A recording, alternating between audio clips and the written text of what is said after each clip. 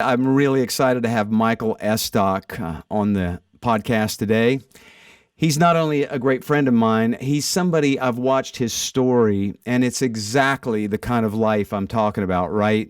The kind of life where he's made some really creative choices, and I think most people would say some counterintuitive choices. And I love the life that you've created, Michael. I think it's rich, and I'm looking forward to our folks hearing from you. Appreciate you having me.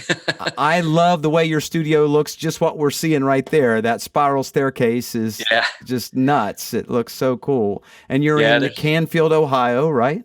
Yep, Northeast Ohio. We're halfway, I would say, in between, Pittsburgh, Pennsylvania and Cleveland, Ohio. So right. Very close to the border, Pennsylvania border. So, yeah. And I got to have a front row seat watching Michael make the move from a major music center with a studio in a major music center and move to Canfield, Ohio.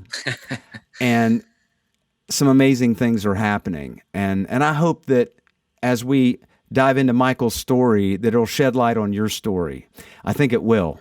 So, Michael, I like to start out by asking, when you were a kid, what was some early signs that you saw, of some of the passions that you had that eventually would lead you, into this kind of artistic life?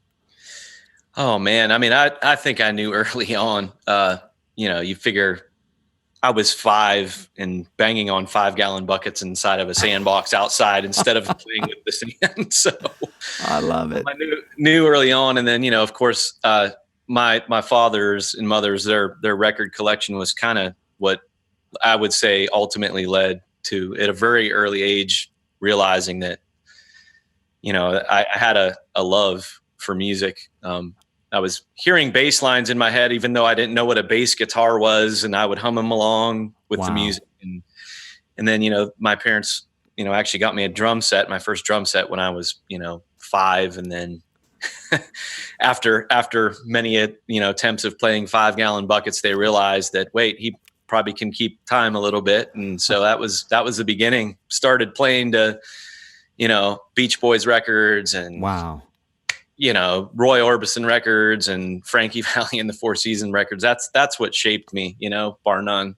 I've always been gotten a kick out of the fact Michael and I call ourselves bookends, because he's kind of at one point in life and I'm at another point.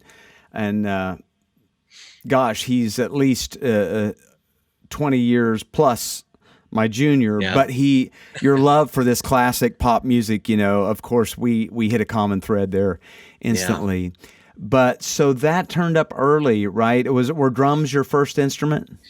Drums were my first instrument for sure. And I kind of got bored with them. My parents enrolled me in drum lessons, and I got bored with that because, again, they were teaching me basic fundamentals, and I just wanted to play to records, which I was, right. And so drum lessons didn't last very long for me. I went, I was dedicated, but I said, well, I just need to go back to playing the records, Wow. Yeah. So that was the point that, I did drums for a while, and then I kind of got bored with the fact that I could just only keep time and keep rhythm. And I just sensed that I needed a greater outlet to create melody with. And that's, when the guitar ruined me for the rest of my life, I'd say. So. Right. So yeah, like a lot of us, right? So you're learning mainly from listening to records, and yeah. I always liken it to the painters who copied the masters, right? Yeah. We're all copying the masters, which is not a bad place to start. So, well, cool. So you grow up, you've identified, your parents clearly saw our boy has a musical bent, musical gift.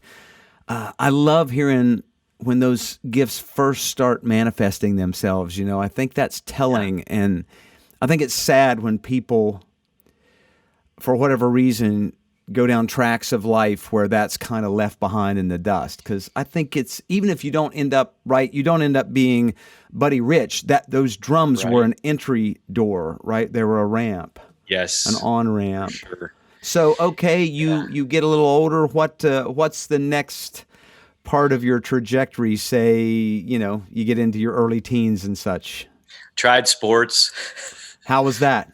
sports didn't work out. That's right about the same time that, I did get my first guitar. I remember my dad taking me to a local music shop here in Ohio at that point, and wow, got me a little Epiphone electric, like a Les Paul style guitar, and I literally was the definition of someone that at that point I locked myself in my room. I mean, wow, I quit. My parents had just spent a lot of money to help me, enable me play hockey, and wow.